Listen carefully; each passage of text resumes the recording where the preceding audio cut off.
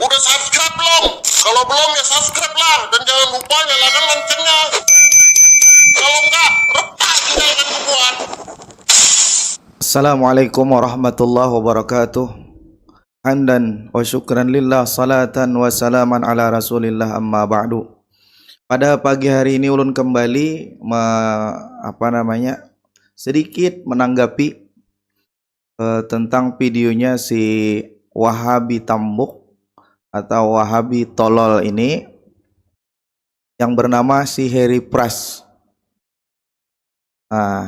Dia kembali bikin video menghina-hina ulama-ulama kita, Al-Faqih Al-Muqaddam, yang disebutkan dalam sebuah ceramah yang mungkin bersumber dari kitab manakib atau kitab yang mana kita kurang tahu juga.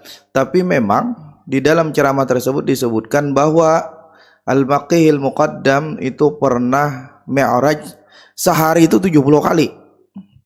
Sehari 70 kali mi'rajnya. Sehingga si Bungul Tambuk, si Pras ini protes.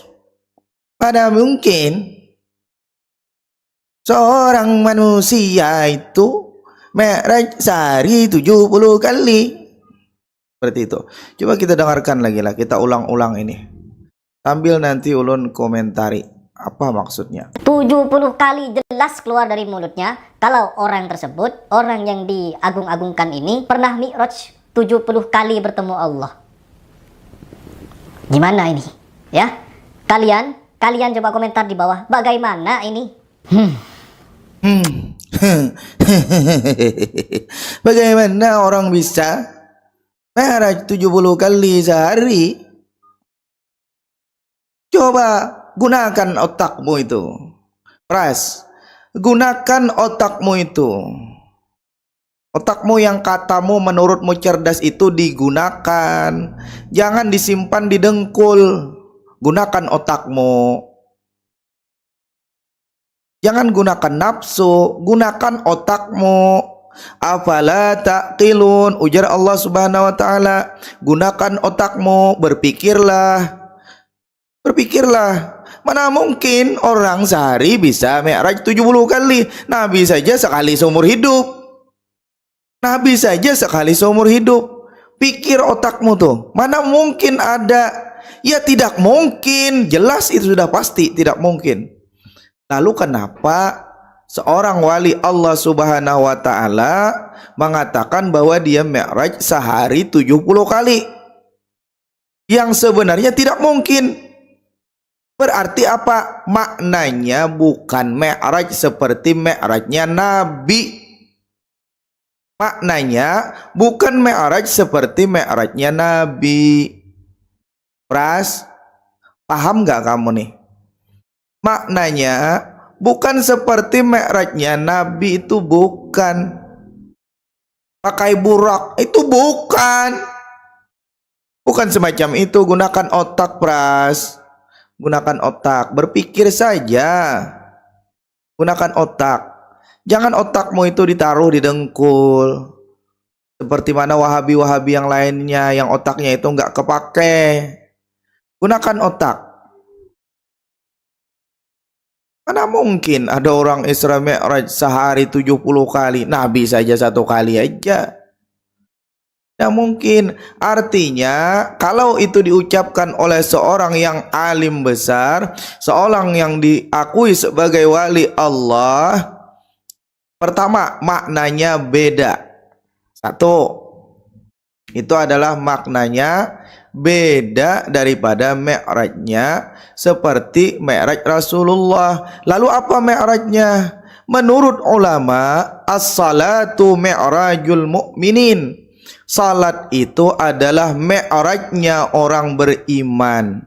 Jadi makna mi'raj itu bukan hanya Isra Mi'raj yang seperti kamu katakan itu.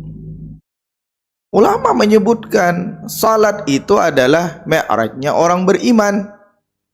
Artinya kalau ada yang sehari itu mi'raj 70 kali, maknanya dia salat sebanyak 70 kali salat. Salat wajib 5 kali, salat yang lainnya banyak. Wajar lah, wajar aja bagi seorang wali. Apalagi misalnya yang disebut Mi'raj itu tidak salat, tidak hanya salat tapi sujudnya. Jadi kalau sujudnya saja itu berarti salat 5 waktu aja sudah 17 kali, 17 kali. Tambah dengan yang sunat-sunatnya. Karena yang disebut dengan as-salat Mi'rajul mu'min itu maksudnya adalah kedekatan kepada Allah Subhanahu wa taala itu yang paling dekat itu adalah ketika orang salat. Ketika orang salat itu dia bertemu Allah.